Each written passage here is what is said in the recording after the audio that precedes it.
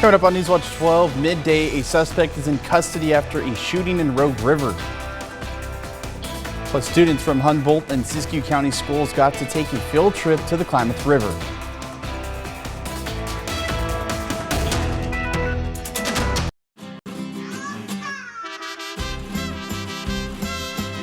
When unwanted guests come out of their nest, all natural pest elimination. One call gets them all naturally. Shop the M. Jacobs Black Friday sale today and save. Make your guests more comfortable. Unfold a sleep chest starting at just $14.99.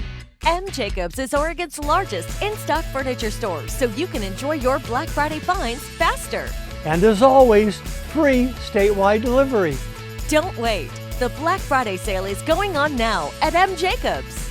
M. Jacobs, downtown Eugene, and the Gateway Group at Gateway Loop. Little Miss Muffet sat on a tuffet, eating her curds and whey. Along came a spider. Ah! When nerves are put to the test, all natural pest elimination. One call gets them all naturally.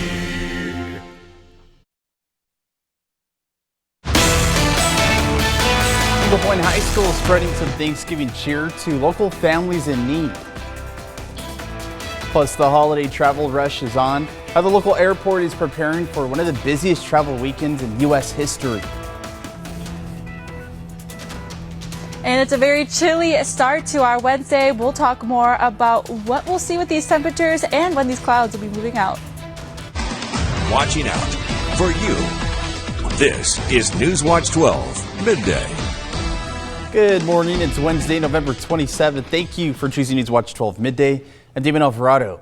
And StormWatch 12 meteorologist Sarah Kress is outside at the Grange Co-op weather patio tracking our weather conditions right now. And Sarah, when are we expecting to see these clouds go away? I know yesterday we saw some sunshine, but today it hasn't looked like that so far. Yeah, not so far. We're dealing with some of those lower level clouds into our valleys.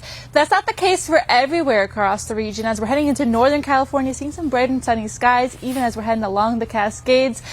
But we will see these clouds begin to clear out as we are heading into the afternoon hours. So we will get some breaks of sunshine as we're moving throughout the day. But one thing you will also notice if you are heading outside are these very, very chilly temperatures. It was chillier as we started out this morning, and it hasn't warmed up too much. But if you take over a look at Lakeview, warming up a little bit more than this morning, reached a low of around 8 degrees, definitely feeling a bit warmer than that. But our highs today will be warming up into the 40s. Now, depending on when these clouds finally begin to push their way out, temperatures could be a little bit lower from what they're expected to be. But our highs today looking like they are going to make it up into the 40s as we're heading over into the west side valleys. But along the coast, seeing some sunshine and some bright skies, temperatures into the 50s. But over the next few days, we can still expect to see some very cold mornings, especially as we're waking up tomorrow for Thanksgiving. Another chance to see some fog and some lower level clouds, but we'll see them decrease maybe a little bit quicker as we're heading into our Thanksgiving. But if you're heading out to travel, it's not looking too bad. Coming up in our next forecast, we'll take a closer look at what we can expect for our Thanksgiving and take a closer look at some of your travel plans.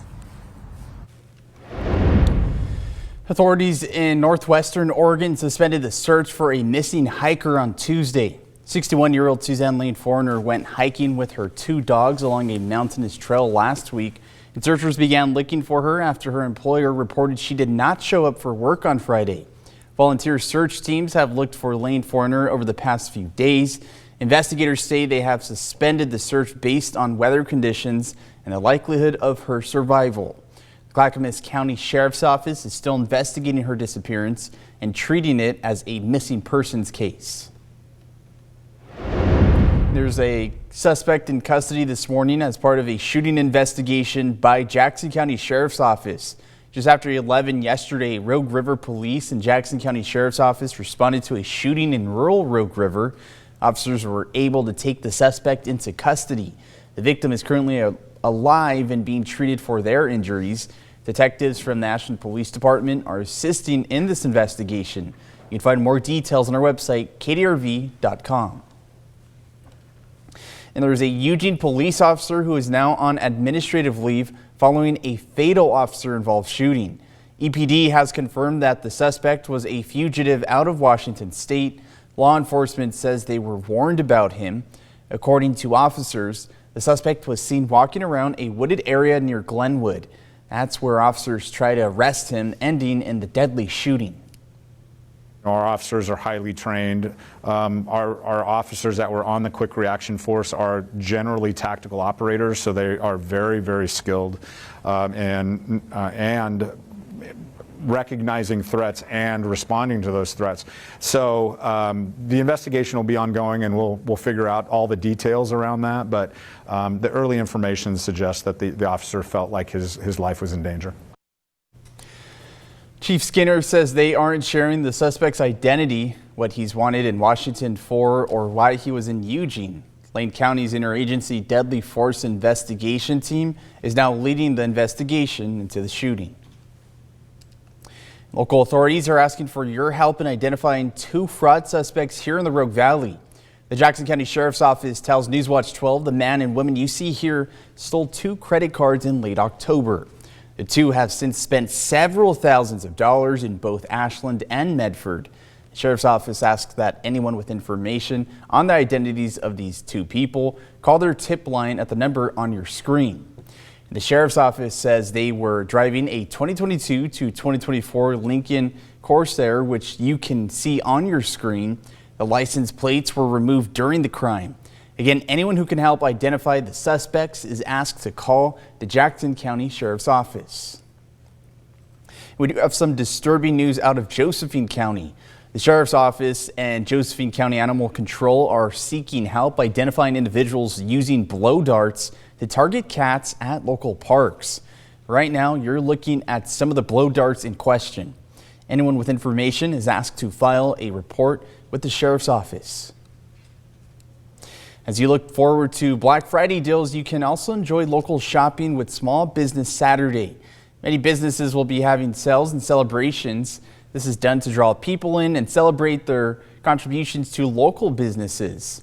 Since 2010, the total reported U.S. spending at small businesses during Small Business Saturday is an estimated $201 billion. The Thanksgiving travel period is here. TSA expects a record number of people to fly from this week through Monday. The FAA is predicting Sunday will be the busiest air travel day of the year in terms of passenger count.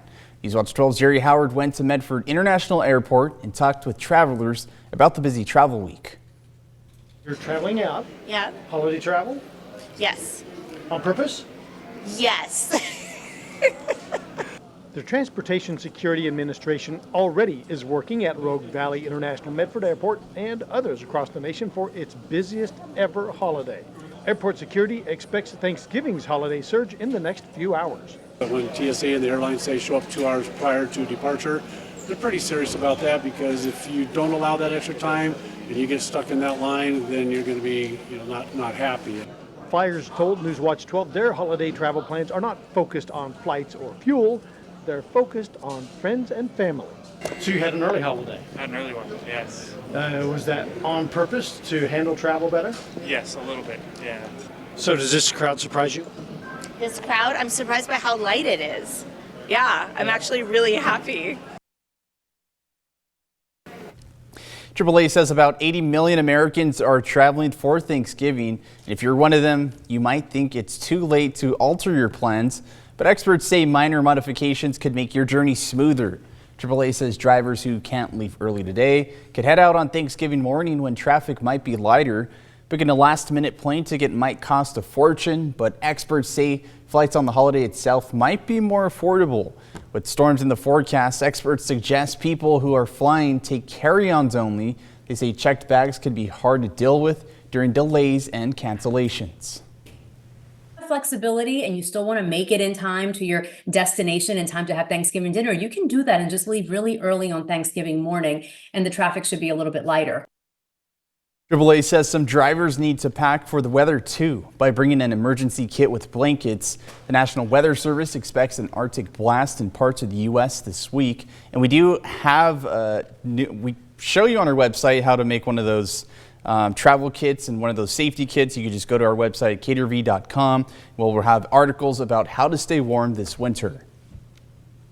And drivers do have a reason to celebrate this record-breaking travel season. AAA is also tracking the lowest gas prices for the holiday since 2020.